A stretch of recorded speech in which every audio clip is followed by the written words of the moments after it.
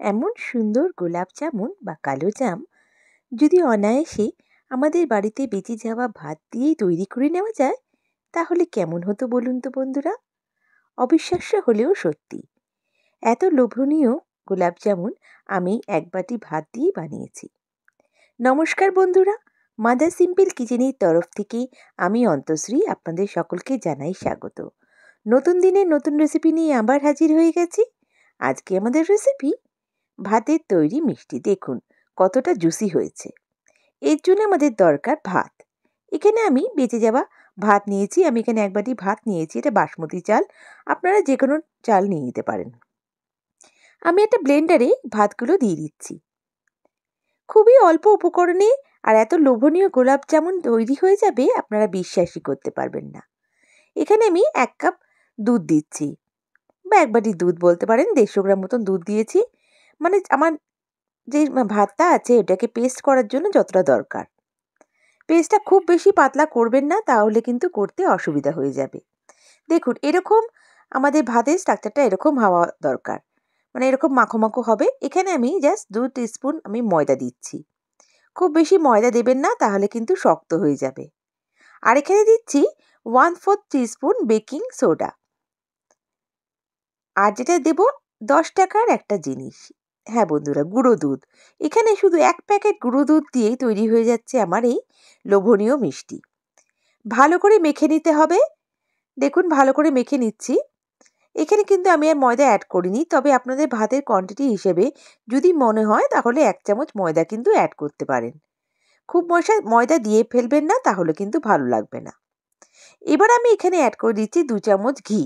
ঘি দিলে পরে বেশ মাখানোটা ভালো হবে আর হাতের সঙ্গে লেগেও যাবে না। দেখুন আমি ভালো করে মেখে নিচ্ছি। মাখাটা খুব ইম্পর্টেন্ট। এটা কিন্তু আটা, আমাদের লুচি আটা যেরকম মাখি সেরকম কিন্তু ডো হবে না, একটু নরমই থাকবে। তাহলে কিন্তু আমাদের যে গোলাপ জামুন বা কালো জাম যে মিষ্টিটা বানাবো সেটা একদম সফট হবে। আমি এই ভাতটা দিয়ে গোলাপ জামুন আর কালো জাম দুটো মিষ্টিই বানিয়েছি। কী করে বানাচ্ছি সেটা দেখতে হলে পুরো ভিডিওটা দেখুন। দেখুন ভালো করে একটু মেখে নিচ্ছি, তারপর আমি কিছুক্ষণ এটা রেখে দেবো। আমরা ইউজুয়ালি কিন্তু ভাতটাকে এমনিভাবে খেয়ে নিই বা ভাত ভাজা করে খাই, কিন্তু ভাতের এই লোভনীয় মিষ্টিটা একবার বানিয়ে দেখুন। বারবার বানাবেন, মনে হবে একটু বেশি ভাত নিই, তাহলেই মিষ্টিটা বানাতে পারবো। দেখুন ভালো করে মেখে নিচ্ছি, বেশ আমি টেস্টে টেস্টে মেখে নিচ্ছি। আর এটা কিন্তু হাতে আমার আটকাচ্ছেও না খুব একটা, যেহেতু ঘিটা দেওয়ার জন্য বেশ সুন্দরভাবে এটা মেখে গেছে। কিছুক্ষণ রেখে দিলাম। এবার আমি হাতটায় দেখুন ধুয়ে এসেছি ভালো করে, আর হাতে একটু ঘি মাখিয়ে নিচ্ছি। যখন আমি এটা গোলাপ জামুনের আকার গড়বো তখন কিন্তু আমাকে এটাকে হাতে ঘি মাখিয়ে নিতে হবে। এই ভাতটা দিয়ে দুটো গোলাপ জামুনও হবে, কালো জামও হবে।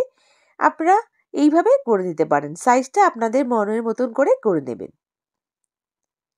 আমি এখানে বেশ একটু বড় আকারেই রাখছি, যেহেতু একটু বড় বড় সাইজের আমি কালো জাম মিষ্টি বানাচ্ছি আর গোলাপ জাম মিষ্টি বানাচ্ছি। দেখুন সব আমি গড়ে নিয়েছি একইভাবে।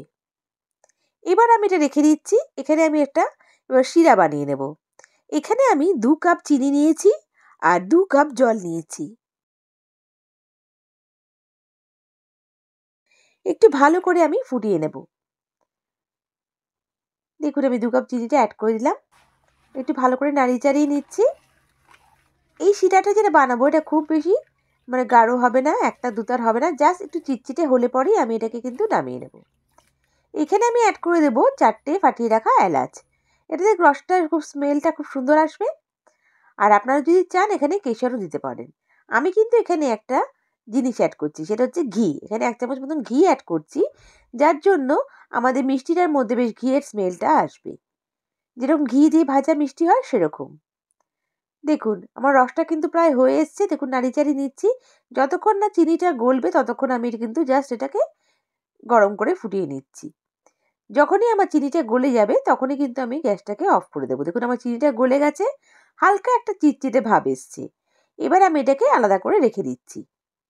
এবার আমার মিষ্টিগুলো ভেজে নেওয়ার পালা। এখানে একটা দেখুন ডিপ কড়াই নিয়েছি যাতে মিষ্টিগুলো ভালোভাবে ডুবে যায়, আর আমি এখানে সানফ্লাওয়ার অয়েল দিচ্ছি। আপনারা চাইলে এর সঙ্গে ঘিও অ্যাড করতে পারেন বা পুরো ঘিতেও ভাজতে পারেন। তেলটাকে একটা মিডিয়াম আমি আঁচে গরম করে নিয়েছি, খুব বেশি গরম করব না, মিডিয়াম টু লো ফ্লেমেই আমাকে ভাজতে হবে। আমি এখানে দেখুন এই মিষ্টিগুলোকে দিয়ে দিচ্ছি। এখানে সব মিষ্টি খুব বেশি মিষ্টি দেবেন না, অল্প অল্প করে ভেজে তুলে নেবেন।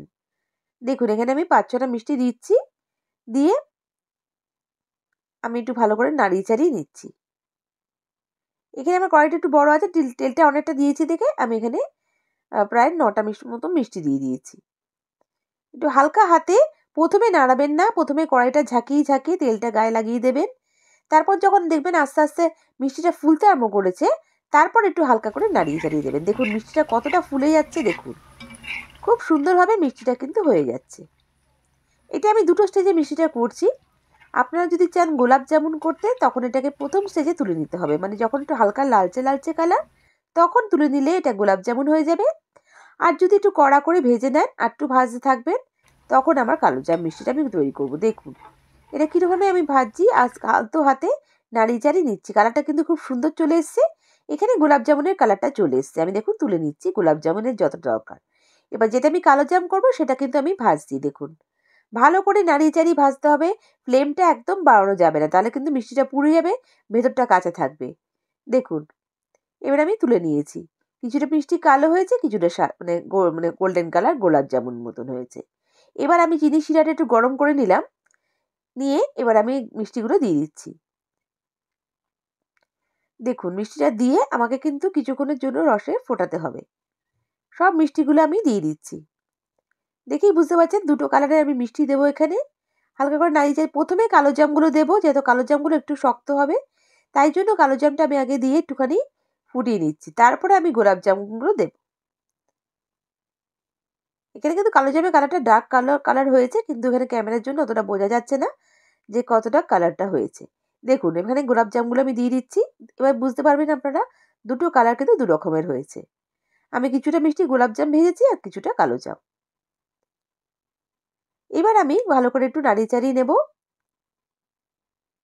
বেশ কিছুক্ষণ একটু নাড়িয়ে চাড়িয়ে নিতে হবে, তারপর কিন্তু আমাকে কিছুক্ষণের জন্য ঢাকা দিয়ে রান্নাটা করতে হবে। 10 মিনিট মতন এখানে কিন্তু আমাকে ঢাকা দিয়ে কভার করে মিষ্টিটা হতে দিতে হবে, যাতে রসটা ভালোভাবে মিষ্টির মধ্যে ঢুকে যায়। এই মিষ্টিটা এত সুন্দর হয় বন্ধুরা, কি বলবো। একবার বানিয়ে ট্রাই করে দেখুন।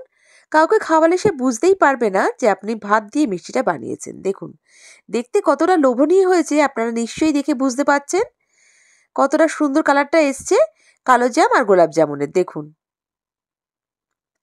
এবার কিন্তু 10 মিনিট হয়ে গেছে, আমি এবার ঢাকা দিয়ে 4 ঘন্টার জন্য অন্তত রেখে দেবো। যতটা রাখতে পারবেন ততটা কিন্তু রসটা ভালো ঢুকবে।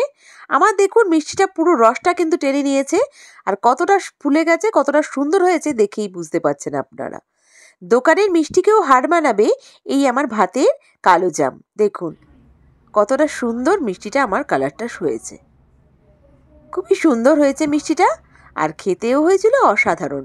দেখুন পুরো রসটা কিন্তু ঢুকে গেছে মিষ্টিগুলোর ভেতরে। এরকম গোলাপ জামুনটা দেখুন, গোলাপ জামুনটাও খুব সুন্দর হয়েছে, একদম রসে টইটম্বুর। আমি এটা দুটোকে সার্ভ করে দেখাচ্ছি কতটা রসালো হয়েছে আমার এই মিষ্টিটা। আর একদম দেখুন চামচ দিলে পরেই যেন ভেঙে যাচ্ছে, আর মুখে দিলে তো মিলিয়েই যাবে, এত সফট মিষ্টিটা। দেখুন আমার গোলাপ জামুনটা আর কালো জামটা জাস্ট আপনাকে কেটে দেখাচ্ছি আপনাদের।